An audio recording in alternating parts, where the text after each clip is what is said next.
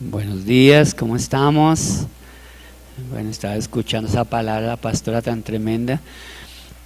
Hemos venido orando y estaba pensando en lo que ella estaba diciendo y estaba recordando a David, que David quería construir casa para Dios con todo su corazón, pero Dios no se lo permitió. Y yo decía, únicamente a determinadas personas Dios permite que construyan casa para Dios. Llevamos orando harto tiempo. Señor, queremos construir casa para Dios, ayúdanos, pero Dios como que no haya colocado ese sentir de verdad. Y ha venido este tiempo, un sentir tan fuerte, llegó nuestro tiempo de construir casa para Dios. Y yo decía, de pronto a ti, solo una vez en la vida, Dios te va a dar la oportunidad que tú seas parte de construir casa para Dios. No todo el tiempo vamos a estar diciendo, ay no, mañana vamos a hacer otra casa para Dios. No, es como una única vez que uno puede decir, yo voy a ser parte de construir casa para Dios. Amén. Y eso va a ser destinado, es para, ahí se predique la palabra, que ahí Dios venga y sane personas, que ahí Dios venga y restaure vidas. Tanto sucede en la casa de Dios, donde Él va a descender. Me encantaba, uno a veces no alcanza a dimensionarse lo que significa en el corazón de Dios construir su casa. Y en el Antiguo Testamento usted lo veía, Dios daba unas cosas específicas para construir casa para Dios. Todo tenía que ser perfecto, todo que tenía que ser tan hermoso. Y uno decía, bueno, ¿por qué Dios? A veces la gente dice, ¿por qué tienen como que traer cosas? Y uno decía, es que ahí no se va a presentar cualquiera. Ahí va a estar es Dios. Por eso el que Él hacía que todo fuera. Anteriormente, imagínense que en el tiempo del Antiguo Testamento las columnas eran revestidas de oro. Y alguien puede decir, oye, ¿por qué no dan eso para los pobres? Como decían por ahí. Y decía, no, porque es que ahí era para honrar al que se iba a presentar. Entonces yo decía, uy, claro, o sea, es que eso toca eso no entenderlo en el espíritu, eso no se puede entender en la naturaleza de uno. Entonces, que Dios nos ayude, que Dios nos dé ese sentir a cada uno. Yo sé que eso va a ser único, ¿sí? Lo que decía la pastora cuando Dios también colocó eso en el corazón. Decía, hay iglesias que hacen eso, hay iglesias que dicen, bueno, vamos a hacer entre todos empanadas. Y yo decía, y el que no tiene talento para vender empanadas, o sea, eso va a ser muy horrible. Entonces yo decía, pero cuando yo decía, Dios me decía, yo voy a usar lo que cada uno le he dado. Entonces, Dios a algunos ha dado un trabajo, un ingreso por allí. Dios me decía, ahí voy a hacer milagros. Voy a hacer milagros en lo que yo he puesto en sus manos. Ahí es, sino que tenga la actitud y déjeme que yo haga el resto. Entonces va a ser una bendición. Yo sé que va a ser glorioso. De pronto Dios pone a esos que se esfuerzan, ponemos una placa, aquí participaron todas estas personas en construir casa para Dios. ¿Amén? ¿Si le gustaría que llevara su nombre ahí? Bueno, pero la honra tiene que ser para Dios, no tanto nuestro nombre. Listo, vamos a ir a la palabra. ¿Cuántos quieren escuchar palabra de Dios esta mañana? Bueno, hay una palabra que sé que es de Dios y me gustaría que ustedes cuando lleguen a su casa escuchen la declaración de fe del pastor Castellanos y la palabra, las que él da, las que él ora como para que Dios guíe su iglesia, no sale antes del mismo día, salen a las 12 de la noche el día que es la palabra. Y yo había orado por esta palabra y cuando yo veo la declaración del pastor hoy es la misma palabra. Entonces me dio tanta alegría porque dije, es palabra de Dios, es lo que Dios quería que se hablara. Así que estén muy atentos porque sé que Dios va a hablar algo especial a tu vida. No sé qué estaba orándole a Dios, no sé qué estaba pidiéndole a Dios, pero hoy Dios te va a hablar. Amén. Sentaba como claridad, Dios, dame claridad, no veo para dónde va mi vida. Hoy Dios te va a hablar. Amén. Diga al Espíritu Santo, habla mi vida a través de esta palabra, Señor. Yo dejo en la cruz mis luchas, mis batallas, mis pensamientos, Señor, a veces aún la dureza de mi corazón, que como que la palabra ya no llega, ya no me hace efecto, ya no es poderosa, ya de pronto ¿Hace cuánto tiempo que no lloras cuando recibe una palabra? Tu ser no se rinde, su ser no glorifica a Dios porque se ha vuelto monotonía. Dígale: Señor, quita toda dureza. Yo quiero volver a sentir a Dios. Yo quiero volver a regocijarme por una palabra tuya para mi vida. Espíritu Santo, ayúdame hoy. Limpia mi corazón más y más para recibir tu palabra, en el nombre de Jesús. Gracias, Señor. Amén. La palabra se llama hoy, el tema se llama Jardín del Edén versus huertos Getsemaní. Amén. Fueron dos lugares que en sí ambos representaban un huerto, un jardín, pero cada uno pasó algo especial. Entonces, en la primera pareja, vamos como al iniciar de las cosas, y Dios, uno debe entender, escúcheme acá, esta parte es muy importante que tú la entiendas. Tú debes entender que Dios para cada uno, para ti, para cada uno, Dios preparó un huerto, un jardín único para ti. O sea, preparado por Dios especialmente para ti. Jóvenes, apréndanlo desde ahora. Y ahí es donde uno puede realmente direccionar su vida. Cuando yo entiendo que Dios ha preparado un lugar de bendición para mí. Dios mismo lo preparó para ti, para cada uno. Entonces, entendiendo eso, ahí es donde vamos a iniciar qué es lo que debemos hacer. Vamos a mirar el primer jardín donde Dios colocó una pareja, y vamos a hablar del huerto del Edén. Entonces, ¿qué fue lo que pasó ahí? Génesis 2, versículo 7. Mira lo que dice la palabra del Señor. Entonces Jehová Dios formó al hombre del polvo de la tierra y sopló en su nariz aliento de vida, y fue el hombre un ser viviente. Y Jehová Dios plantó un huerto de Edén al oriente y puso allí al hombre que había formado. Dios es el que nos puede colocar en ese jardín, en ese lugar de bendición. Nadie más. Empieza a aprender acá. Ni siquiera tú mismo podrás colocarte en ese lugar de bendición. Aprende eso de parte de Dios. Ni siquiera uno mismo puede colocarse en ese lugar de bendición. Solo Dios puede colocarlo a uno en ese lugar de bendición. ¿Listo? Vamos a ir comprendiendo un poquito más. Versículo 9. Y Jehová Dios hizo nacer de la tierra todo árbol delicioso a la vista y bueno para comer, también el árbol de la vida en medio del huerto y el árbol de la ciencia del bien y del mal. Y salía del Edén un río para regar el huerto, y de allí se repartía en 4 brazos. Amén y amén. Entonces, si usted logra ver la palabra ahí, como que es todo bien hecho.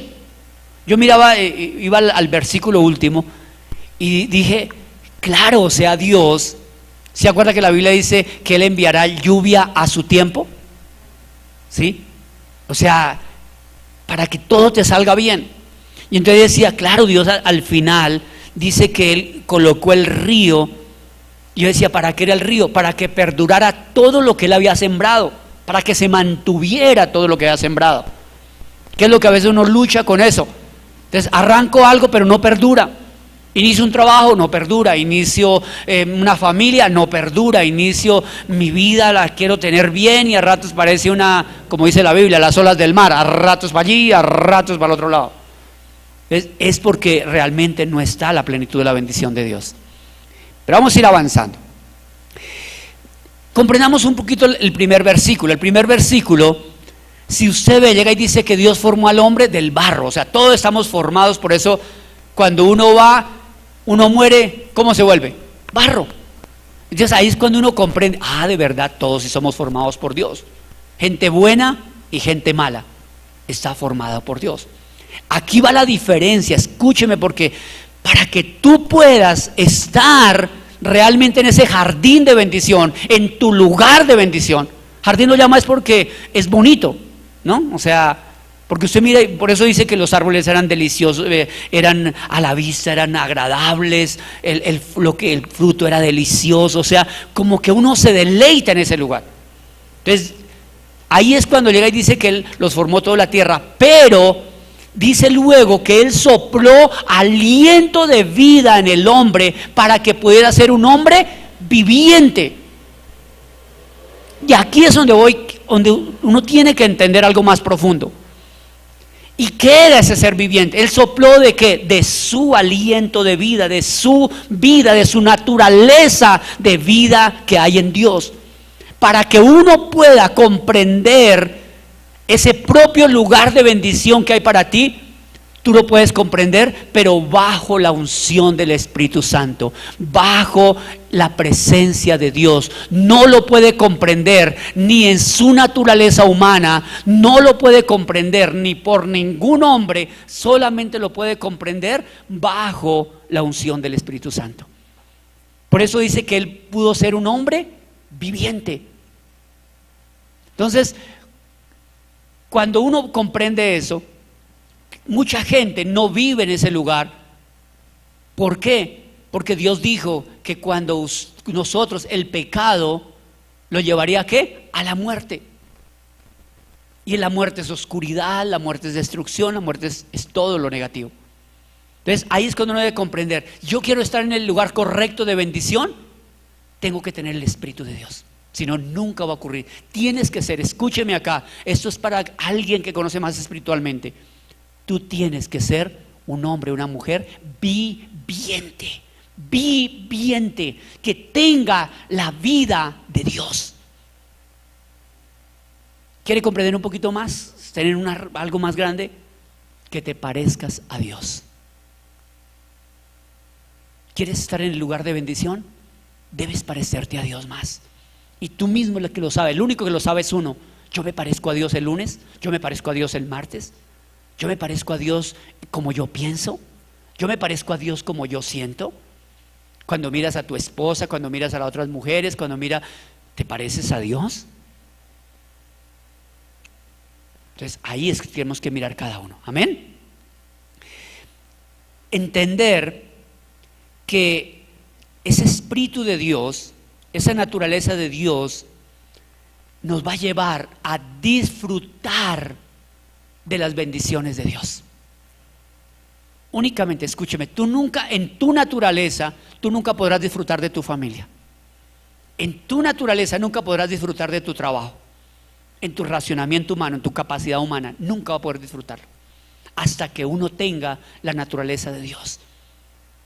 Es la que permite que uno viva en bendición. Recuerdo, no sé si alguna vez han escuchado la historia del pastor Cho, y yo pienso que a la mayoría nos pasa eso. Y un día amaneció, estaba acostado y volteó la cara así y vio a la esposa. ¡Qué mujer tan fea!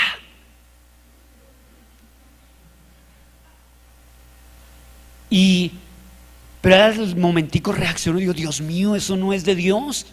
Y empezó a orar: Señor, quita eso de mi corazón, de mi mente, de mi vida. Volvió y la miró: ¡ay, qué mujer tan linda!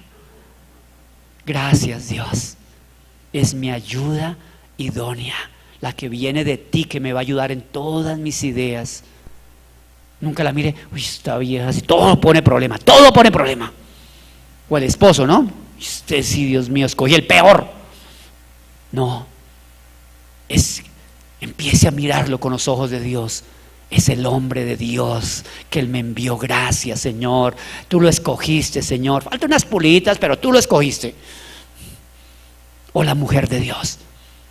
O nunca más mires: ay, mira a tus hijos y me tocó los peores, Señor. No, Señor, gracias, son esos hijos que tú colocaste, mi descendencia de bendición. Señor, tú llenaste mi aljaba, donde lanzaré esas flechas de bendición de parte de Dios. Amén. Mírelo con los ojos de Dios y eso se cumplirá. Amén.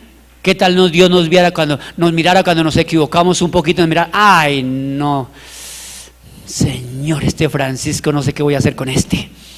¿Sí o no? No, o sea, Dios nos mira: ay, este es el mejor hijo, yo lo amo tanto. Hace poco estábamos ministrando a una mujer y Dios decía, cuando tú naciste, yo salté de alegría, porque dije, nació una hija mía. Y a veces uno no alcanza a comprender lo que uno vale para Dios. Él no mira, ay, no, esta va a ser una rebelde, no, él mira, ay, no, nació mi hija, yo la quiero tanto. ¿Amén? Listo, pero no me quedo ahí porque hay muchas más cosas tremendas de bendición. Pero en la vida, si ustedes vieron el versículo, el versículo, el versículo donde el Señor le dice, y plantó también, dice, en medio del huerto, versículo 3, dice, pero el fruto del árbol que estaba en medio del huerto, dijo Dios, no comeréis. Bueno, perdón, me adelanté un poquito. El versículo 9, y Jehová Dios hizo nacer en la tierra todo árbol delicioso a la vista, bueno para comer, pero también, dice, también el árbol de la vida en medio del huerto, el árbol de la ciencia del bien y del mal. Es igualitico hoy en día. Nosotros tenemos que vivir con el árbol de la vida y el árbol del bien y del mal. Toda la vida. ¿Para qué? Una vez dice, bueno, Dios, a veces la gente pregunta, ¿por qué Dios no erradica el mal y listo? Digo, no, porque si Dios erradicara el mal, no podría conocer la fidelidad de tu corazón. Nunca, no la podría conocer. En lo bueno todos somos chéveres, pero en las malas, hermano, ahí sale lo que es realmente tu corazón. Entonces, por eso Dios no erradica el mal. Dice que va a haber 1000 años que lo va a erradicar. Lo van a agarrar y lo va a encadenar. Pero ahorita no es así, porque Dios quiere ver la fidelidad de nuestro corazón. Si nosotros vamos a comer de ese árbol del bien y del mal, o decidimos tomar el árbol de la vida. Amén. Si hubiera, decían los estudiadores, si él hubiera tomado la decisión de extender la mano y tomar el árbol de la vida, que el mismo Señor lo dijo luego, no, tenemos que sacarlo de acá, porque si extienden la mano y toman el árbol de la vida, vivirán para siempre. Ellos deberían haber hecho eso sin necesidad pero ya estaba el mal en el corazón. Digo, no, usted no puede ir a tomar el árbol de la vida y vivir también con lo malo. Eso no es así. Uno decide un árbol o decide el otro. Amén. Entonces, Dios, este tiempo en Cristo Jesús, podemos extender y tomar el árbol de la vida. Amén. Y vivir para siempre. Amén. ¿Cuántos quieren eso para su vida? Pero vamos rápidamente, porque si no se me va el tiempo, a ver el otro árbol. El árbol. Pero rápidamente, espere que se me pase una cosita acá. Génesis 3, avancemos un poquito en el mismo Génesis 3, versículo 1. Dice, pero la serpiente era astuta más que todos los animales del campo que Jehová Dios había hecho, la cual dijo a la mujer, con que Dios ha dicho, no comáis de todo árbol del huerto. Y la mujer respondió a la serpiente, del fruto de los árboles del huerto podemos comer, pero del fruto del árbol que está en medio del huerto, dijo Dios, no comeréis de él, ni lo tocaréis, porque para que no muráis. ¿Amén? ¿Aprendemos eso? Entonces la serpiente dijo a la mujer, no moriréis, sino que sabe Dios que el día que comáis de él, serán abiertos vuestros ojos y seréis como Dios, igual el corazón de él, sabiendo el bien y el mal. Y vio la mujer que el árbol era bueno para comer y que era agradable a los ojos y árbol codiciable para alcanzar la sabiduría, y tomó de su fruto y comió y dio también a su marido, el cual comió así como ella. Avanza un poquito al versículo 23. Y lo sacó Jehová del huerto del Edén para que labrase la tierra de que fue tomado. Escúcheme. Si usted vio la diferencia rápidamente acá, mientras ellos estuvieron en el árbol, en el jardín de Dios, Dios era el que construía a su alrededor. ¿Sí vio? Dice, Dios hizo que naciera, Dios fue que puso los ríos, Dios construía a su alrededor. Cuando perdió el favor de Dios, Dios lo sacó de ese lugar donde Él construía y ahora Él era el que tenía que labrar la tierra. Lo descendió a unos niveles que no debería estar ahí. Normalmente nosotros no debemos estar ahí. Cuando fue sacado de la tierra, Él perdió, ya no era un hombre viviente. Y eso es lo que el pastor Castellano ha estado enseñando en este tiempo. La gente a veces cree que está viva, pero está muerta. Porque Dios dijo claro, le dijo, cuando usted coma el árbol del bien y del mal, morirás. ¿Qué muere? La vida espiritual. Y queda sino el alma y el cuerpo. Y realmente todos sabemos, y ha estado predicando, el único que puede comunicarse con Dios es el espíritu. El alma no puede comunicarse con Dios. El alma se comunica con todo lo que se mueve a su alrededor. El cuerpo únicamente vive lo que siente, lo que recibe del alma. Y muchos están viviendo del alma y del cuerpo. Perdieron su comunión con Dios. Y cuando uno pierde la comunión con Dios, pierde las bendiciones de Dios. Ya Dios no construye a su alrededor. Ya uno tiene que labrar, como dijo, con el sudor de su frente te trabajarás para comer. Ya Dios no construye nada a su favor. Ya uno mismo es el que tiene que trabajar y trabajar, y sobre el hecho tiene un enemigo fuerte que le quiere robar a uno. Entonces ahí es cuando vemos que nuestra vida no está bien, que todo se pone difícil, es porque nosotros estamos alejados del jardín que Dios realmente había construido. Amén. Y vamos rápidamente para cerrar al huerto de Getsemaní. Segundo, el huerto de Getsemaní. Jesús ora en Getsemaní. Mateo 26, versículo 36. Entonces llegó Jesús con ellos a un lugar que se llamaba Getsemaní y dijo a sus discípulos: sentaos aquí entre tanto que yo voy allí y oro. Y tomando a Pedro y a los dos hijos de Zebedeo, comenzó a entristecerse y a angustiarse en gran manera. O sea, también estaba viviendo la opresión, el dolor, los ataques del diablo. Versículo 38. Entonces Jesús le dijo: mi alma está muy triste hasta la muerte. O sea, sentía la misma muerte. Escúcheme acá, ¿quién quiere tener una revelación?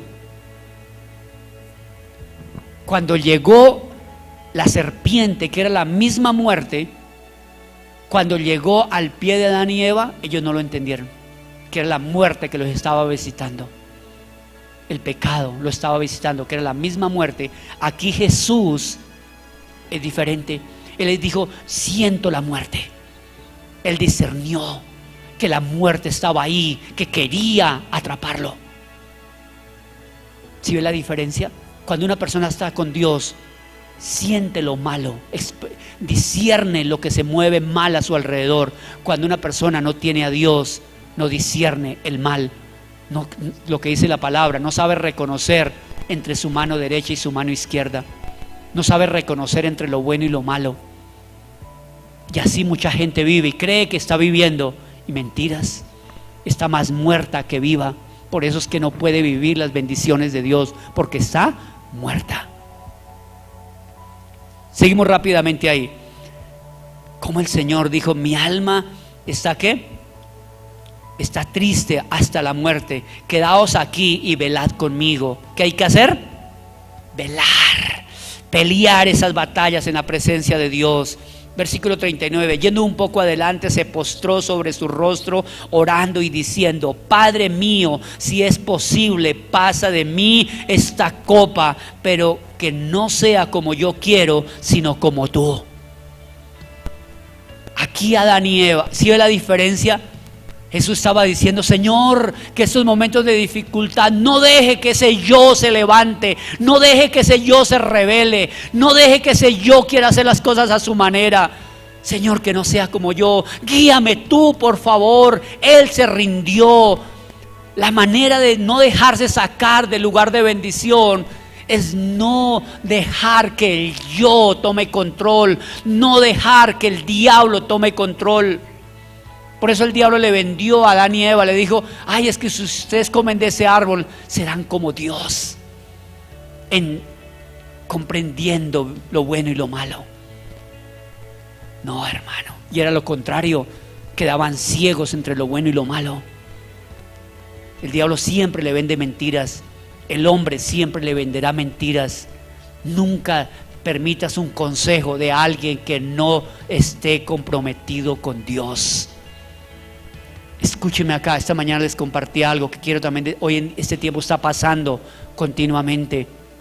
A veces la gente resulta diciendo: acuérdense que Satanás era Luzbel, era un querubín que estaba en un tiempo en la presencia de Dios, pero ya no era un querubín. Se había alejado de Dios. Y hoy en día a veces la gente empieza a escuchar a gente que dice: ay, un día yo estuve, yo sé cómo es eso, yo sé cómo funciona, yo también fui, yo duré tantos años. Duró, pero ahora no es, ahora no está comprometido, es un Satanás más. Cuando alguien se desliga de la presencia de Dios, es otro Luzbel que se volvió Satanás. Uno tiene que aprender a reconocerlos. Dice, la Biblia dice: al final de los tiempos muchos dirán: aquí está el Señor, aquí está el Señor, pero son todos mentirosos. No le crean, dice el Señor. Usted y yo lo sabemos, no hay que creerle al hombre. ¿Qué hizo Jesús? Jesús se postró, fue a su Padre y le dijo: Padre, si es posible, pasa de mí esta copa. Es delante del Señor, postrado delante del Señor. No deje que le aconseje esas personas alejadas de Dios. Hoy en día están envolviendo, muchos de ellos han llegado un día: ay, es que yo estuve, es que yo sé, ay, yo estuve en esa iglesia. Estuve, papito, ya no está. Ya no es nada, sus consejos no sirven. Está más confundido, hermano, que Adán y Eva cuando lo sacaron del jardín. Es que yo estuve un día en el jardín. Sí, estuvo, pero ya no está bajo la gracia de Dios. Uno comprende las cosas de Dios cuando está bajo la gracia, cuando estaba en su presencia. Afuera no se comprende. Pregúntele a cualquiera que se aleje un poquito de Dios y verá que ya no entiende la Biblia. Ya no siente a Dios porque se alejó de Dios. Esas personas nunca las escuche, nunca las escuche. Son los mismos Satanás de este tiempo. Un día era Luzbel, pero ahora es Satanás, es enemigo de Dios. La Biblia dice: el que no es conmigo es contra mí. El que conmigo está, también está con todos ustedes. Amén. Entonces uno debe notar. ¿En qué se nota? Una persona de Dios no habla mal de los demás. Una persona de Dios ama a su prójimo. Dios dice: en esto se notarán que son mis discípulos, que se aman unos a los otros. Esos que viven hablando mal de esta iglesia, de la otra, mire, de corazón, no los escuche. Un día yo vi un hombre que hablaba mucho de los final de los tiempos, y yo lo veía que tenía tremendas revelaciones, pero empezó a hablar mal de las otras iglesias y dije: nunca más lo volví a escuchar, lo corté. Y no vuelvo a escucharlo. Cada persona que habla mal de otra iglesia, yo sé lo que dice la Biblia. La Biblia dice: hay aquel que habla de uno de mis pequeños, mejor le fuera que se colocara piedra en el cuello y fuera echado a la profundidad de la mar. Cuando alguien usted lo escuche que habla mal de esta iglesia, de la otra, hermano, es un Satanás más. Ay, es que es pastor. Igualito, hermano. El diablo le encanta usar gente antes de la iglesia. Vea lo que no lo note el amor de Dios, que más bien cuando usted habla: mire, volvámonos a Dios. Ay, que ellos están en tal cosa, voy a orar por ellos, Señor, ayúdales, levántanos, Espíritu Santo. Necesitamos del Espíritu Santo que nos guíe, que nos ayude. Esos que uno los ve que en sus poros aman a Dios, a esos sí vale la pena escucharlos. Esos que viven hablando de los demás, no los escuche. Amén. Son Luzbel, pero separados, hermano. Amén. Velad y orad para que no entréis en tentación. El espíritu a la verdad está dispuesto, pero la carne es débil. Aquí cierro con esto. No voy a predicar para no sacar más. Tener lo más importante. ¿Qué lo saca de la bendición a uno? Moverse en la carne es moverme en mi naturaleza humana, en mis racionamientos. sin tener en cuenta a Dios. Y el mismo Señor está diciéndoles acá, diciendo: mire, el espíritu siempre estará dispuesto. En el espíritu es que uno puede mantenerse en la bendición de Dios, en el jardín de Dios. Cuando está en la carne es débil. Adán y Eva estaban ¿en qué? ¿En el espíritu? No, estaban en la carne. Eva empezó a decir: ¡ay! Ese árbol es delicioso, es codiciable para... Ay, Satanás dijo que ahí había mucha sabiduría. En ese tiempo, hace poquito escuchaba a un pastor con un celo en su corazón, y empiezan a criticar su iglesia, empiezan a decir, es que pastor, yo me voy porque es que en esta iglesia no veo doctrina. Voy allá otros que sí tienen doctrina. Y entonces el pastor le dijo: perdóneme, hermano, ¿habrá una doctrina mayor que el Espíritu Santo? ¿Habrá una doctrina mayor que la sangre del Cordero inmolado de Dios?